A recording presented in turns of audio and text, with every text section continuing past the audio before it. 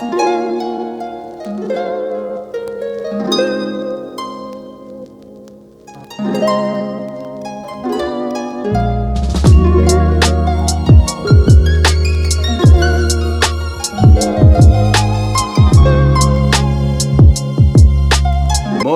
I've just been down to Bunnings and picked up 3 sheets of James Hardie Axon cladding, which is kind of vertical tongue and groove style stuff. Looks a bit like VJ board, but it's external cladding. So probably using the wrong terminology there, but yeah, that's what it looks like to me. But I've got the stuff here, so I'm pretty pumped to finally get the cladding installed on the front of the studio. So it's going to look really good.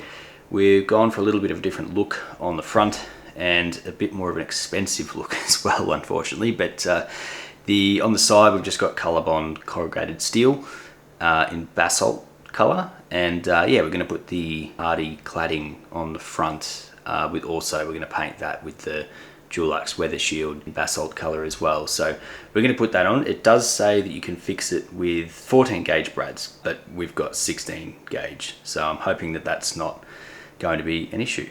But yeah, we will see. First things first though, I do need to make a coffee, otherwise I will not be able to get through this.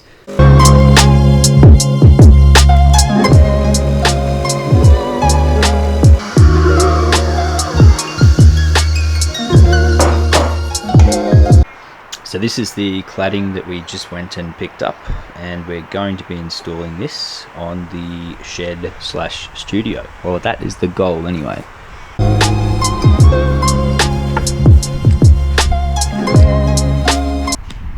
So we're going to be installing the cladding just over here and all the way up here. Basically everywhere you can see the building wrap, that's where the cladding is going to go. Right, so we're going to cut down the fibre cement down to 920 mil, and going to do that with the circular saw and a straight edge.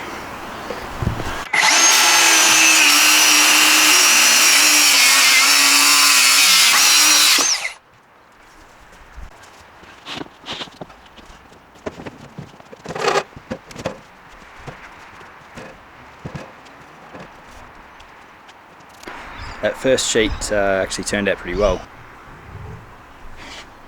So you can see this this joint just here. I'm just going to basically put a bead of silicone all the way down here and seal it off with the door jamb.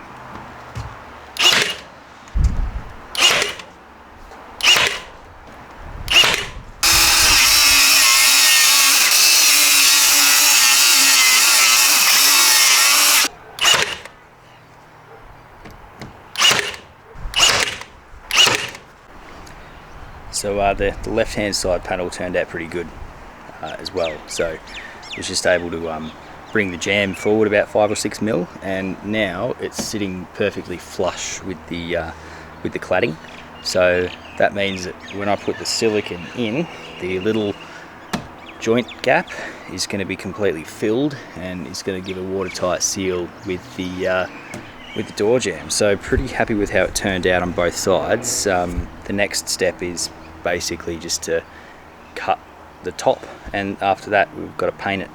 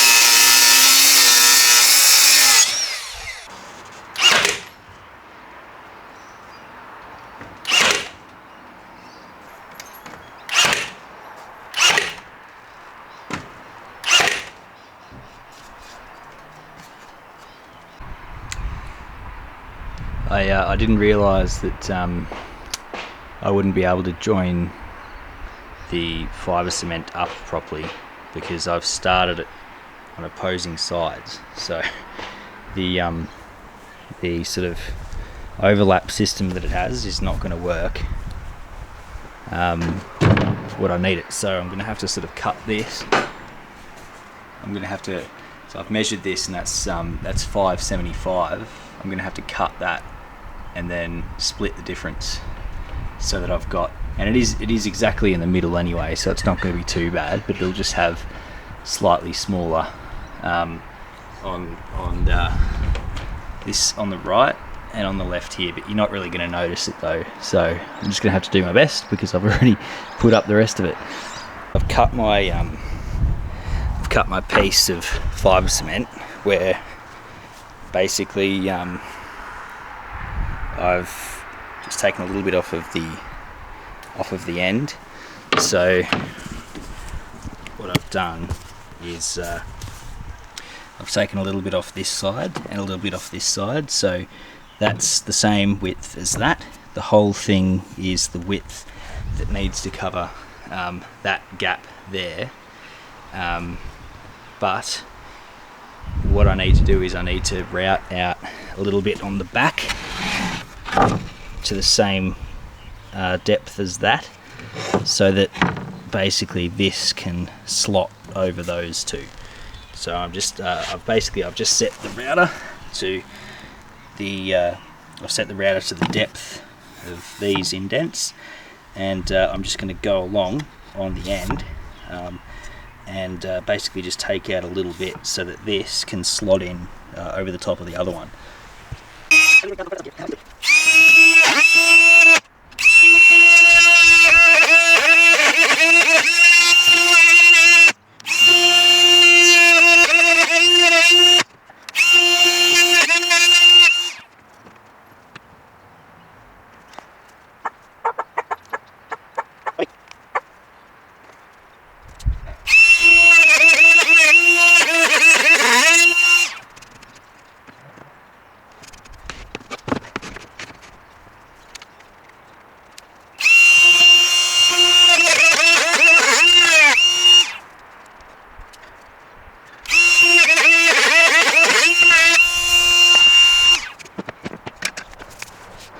Okay, so I've cut two pretty perfect grooves in the back with the router, and that should now slot perfectly up there.